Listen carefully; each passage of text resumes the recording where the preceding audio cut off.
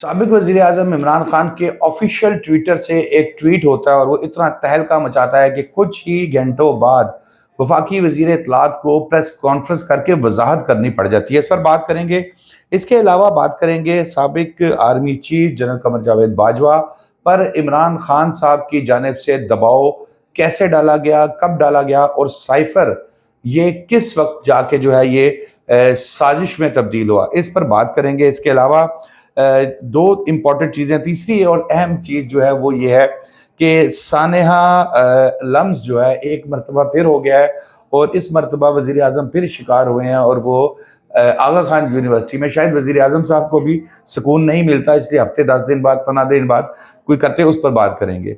लेकिन सबसे पहले बात करते हैं जी साबिक वज़ीर आज़म तहरीक इंसाफ के साबिक चेयरमैन इमरान खान साहब का एक ऑफिशियल जो है वो ट्वीट आता है ऑफिशियल ट्विटर अकाउंट से, जिसमें वो ये कहते हैं कि अफगान महाजरीन से जो है वो ज़्यादती नहीं होनी चाहिए। रवा जो उनके साथ ताल्लुक़ किया जा रहा है, जो सलूक किया जा रहा है वो ठीक नहीं है। और जो ज़मीन उनकी पहले ही वो उनकी ज़मीन से महरूम कर दिया गया था और उनके जो है उन्होंने कहा है कि मज़ीद उनको तंग किया जा रहा है। इमरान खान साहब ने अपने ट्वीट में उन्होंने कहा कि हमारे अफ़गानिस्तान से ताल्लुकात अच्छे होने चाहिए और अच्छा ताल्लुक़ होगा तो हमारे लिए अच्छा होगा। इमरान खान साहब उनकी आवाज़ बन गए हैं और उनको कई तंजीमों की जानिब से एप्रिशिएट भी किया गया है। मेरा मौक़िफ़ इसमें यह है कि खान साहब यकीनन, क्योंकि बाद में ये अब आ गए सोलंकी साहब, उन्होंने ट्वीट का जवाब दिया। उन्होंने कहा एक तो इमरान खान साहब को जेल में सहूलत ही नहीं हासिल ट्वीट करने की, लेकिन वो उनके ऑफिशियल अकाउंट से हुआ है तो यकीनन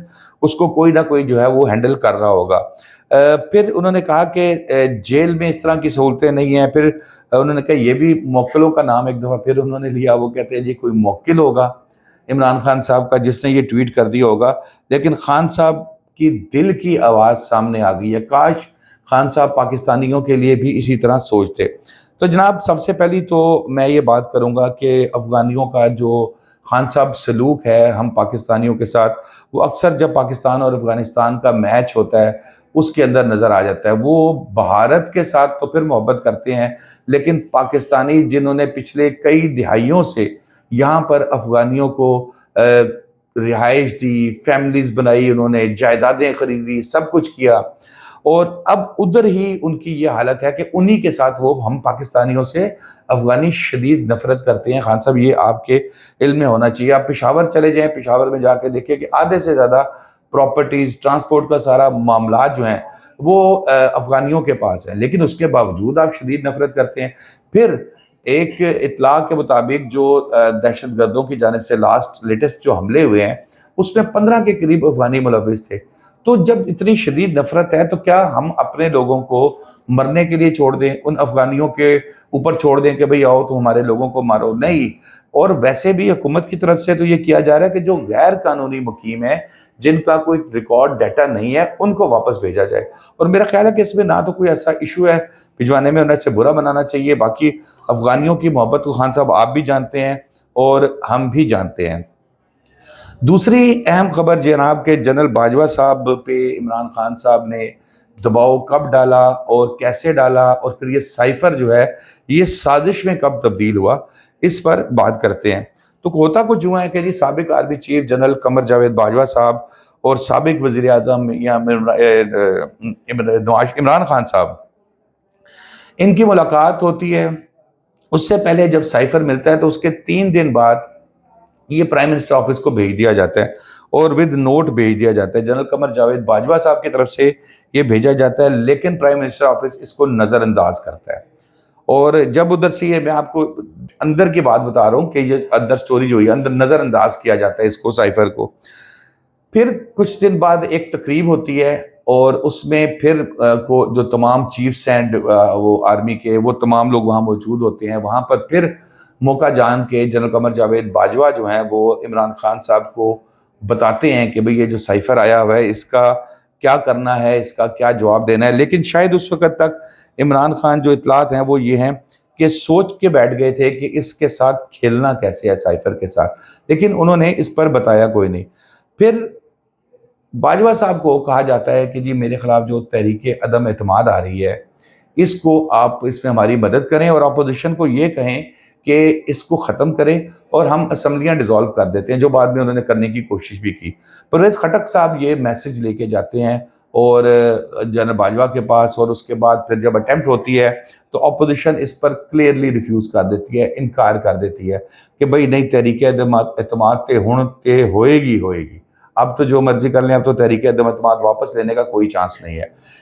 جس کے فوراً بعد عمران خان صاحب ایک جلسہ کرتے ہیں، اور وہ جو پلان پہلے بنایا گیا تھا اس پلان کے مطابق خان صاحب اس بھرے جلسے میں جیب سے ایسے کر کے سائفر نکالتے ہیں اور ہلا کے کہتے ہیں کہ جی یہ ہے وہ سائفر جو میری حکومت گرانے کے لیے، کیونکہ اس وقت تک انہیں کلیئر ہو چکا ہوتا ہے اب ہم یہاں بیٹھ کے، چاہے تحریک انصاف سے تعلق رکھتے ہیں یا مسلم لیگ نون سے یا پیپلز پارٹی سے، کسی کو یہ آئیڈیا نہیں ہے کہ اندر کھاتے کیا چل رہا ہے۔ اندر کھاتے یہ پلان چل رہا تھا، اور جیسے ہی تحریک عدم اعتماد کا معاملہ پتہ لگ جاتا ہے کہ بھئی اب تو ریفیوز ہو گئی ہے، اب تو کوئی چانس نہیں ہے، اب تو آئے گی انتے بابا شکایت ہی لگے گی، ٹھیک ہے، تو وہ جب شروع ہو جاتا ہے تو اس کے بعد یہ سائفر ہلا دیا جاتا ہے، اور اس کے بعد یہ سائفر جو ہے یہ سازش میں تبدیل ہو جاتا ہے۔ اس کے علاوہ جناب جو ہمارے نگران وزیر اعظم صاحب ہیں کاکڑ صاحب، بڑا ان کو شوق ہے خطاب کرنے کا، جا کے بچوں کے سوالات کے لمز میں جو سانحہ لمز ہوا تھا، آپ کو پتہ ہے اس کا بھی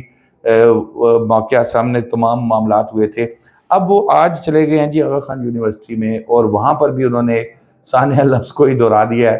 ایک بچے نے اٹھ کے ان سے سوال کیا، اور سوال بچے کا میرے نزدیک تو بڑا ویلڈ کویسچن تھا، بڑا تھا۔ انہوں نے کہا جی اگر ملک میں آزادی ہے، شخصی آزادی ہے، میڈیا کی آزادی ہے، زبان بندی نہیں ہے، تو عمران خان صاحب کی زبان بند ہے، عمران خان صاحب کی زبان کیوں بند کی گئی ہے؟ پھر انہوں نے کہا کہ عمران ریاض صاحب کے ساتھ جو ہوا ہے اس کے باوجود آپ کہہ رہے ہیں کہ پاکستان میں آزادی ہے، اور جو ان کے پروگرام بھی بند کر دیے گئے، سارا جو مطلب بچے نے پورا ایک ڈیٹیل سوال کیا اس میں کہ جی کیسے آپ کہہ سکتے ہیں آزادی ہے؟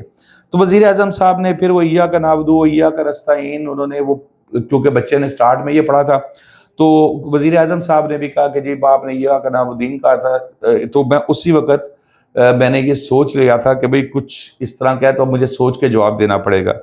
تو جواب انہوں نے کیا دیا ہے؟ جواب انہوں نے وزیر اعظم صاحب نے وہ ہلکی سی وہ کیا کہتے ہیں مٹی مٹی ٹولکی کے ساتھ انہوں نے اس کو کہا کہ بیٹا تم باہر نکلو، یہاں سے نکل کے گھر جاؤ گے، محفوظ رہو گے، تمہیں کوئی کچھ نہیں کہے گا، یہی شخصی آزادی ہے۔ بہرحال اس طرح کے جواب سے تو میرا خیال ہے کہ وہ بچہ تو کیا مطمئن ہونا ہے، بھائی بڑا بھی مطمئن نہیں ہوگا۔ وزیر اعظم صاحب کو چاہیے کہ اگر اس طرح کی چیزیں انہیں پتہ ہے فیس کرنی پڑ رہی ہیں اور وہ پھر پراپر جواب نہیں دے پا رہے، تو شاید میرا خیال ہے کہ ان کو کہ لاسٹ ٹائم جب لمز کا واقعہ ہوا تھا تو میں نے یہ کہا تھا کہ بچوں کی جانب سے بدتمیزی کی گئی ہے، یہ میری بات ریکارڈ کے اوپر موجود ہے۔ وہ سوال کا طریقہ کار غلط تھا، بچوں کی کہ جی آپ ٹائم کا ضیاع کیا ہے، آپ نے ہمارا ٹائم ضائع کیا۔ پرائم منسٹر کو یا کسی بھی اپنے ایج سے بڑے کو اس طرح کا سوال نہیں بنتا، لیکن اس بچے نے شاید وہ چیز سن لی تھی اور اب بڑے پیار سے بڑی تمیز سے اس نے یہ سوال کیا، لیکن وزیر اعظم صاحب اس کو جواب نہیں دے سکے۔ تو دوستو آج کے لیے اتنا ہی، شاداب ریاض کو اجازت دیجیے، اللہ حافظ۔